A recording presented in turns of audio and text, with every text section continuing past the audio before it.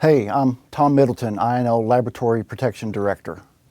In keeping with our VPP Safe Driving campaign, and particularly in the area of the need to remain attentive while driving, the thought that distracted driving is really a bad thing, I want to tell you a story. You have some pictures in front of you. I'd ask you to look at those pictures for a moment, particularly the picture of Ambulance 4. I was in Tucson on March the 15th, just about lunchtime, at my mother's house for her 82nd birthday. And I received a text with these pictures. No words, just the pictures. And I saw Ambulance 4 and recognized it as one of the ambulances in the fleet of INL Fire Department. And I saw the damage to the vehicle, and I thought for sure I had dead people in my beloved fire department.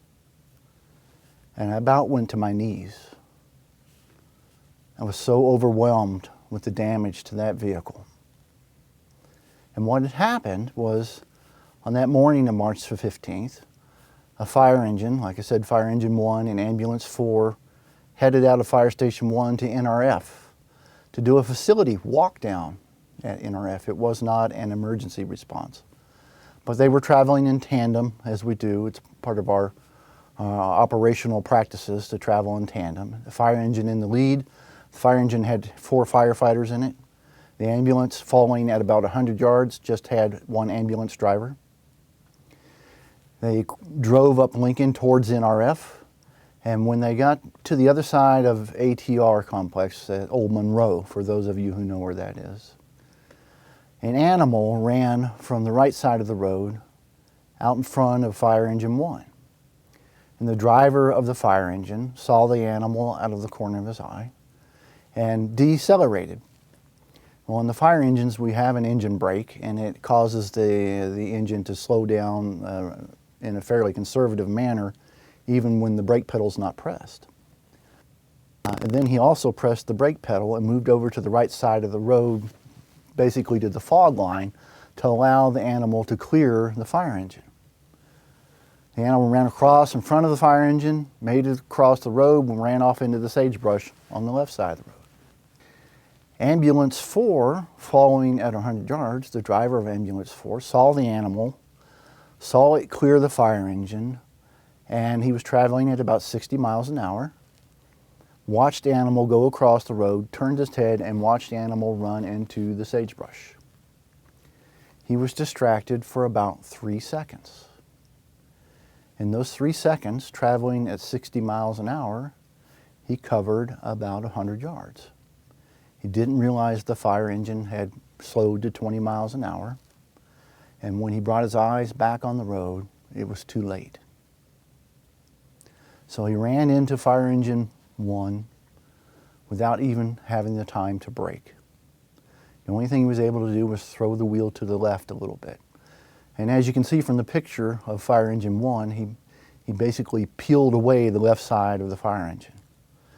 It was fortunate. It was actually a really good response, because if he had hit the engine square on, the results would have been more catastrophic. I should have had dead people in this event. And I attribute it only to divine providence that we did not. So let me ask you to think about this in terms of what you do when you drive and the detrimental effects of distracted driving. Imagine yourself, if you will, driving down I-15. I-15, the speed limit is 80 miles an hour.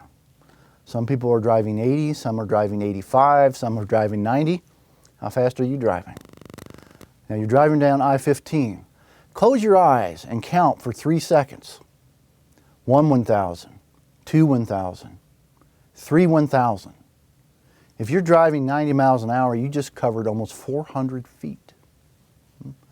That's farther than a football field. What can happen in 400 feet when you're not looking on a road like I-15?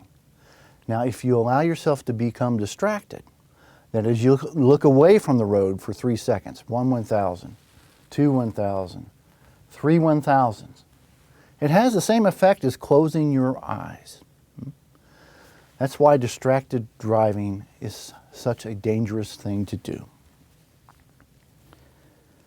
I'll have to tell you, we had a good day that day. Nobody was seriously injured. But they could have been. If somebody had been riding in the right front of that ambulance, the dashboard of the ambulance was on the right front seat. So it wasn't because we were good.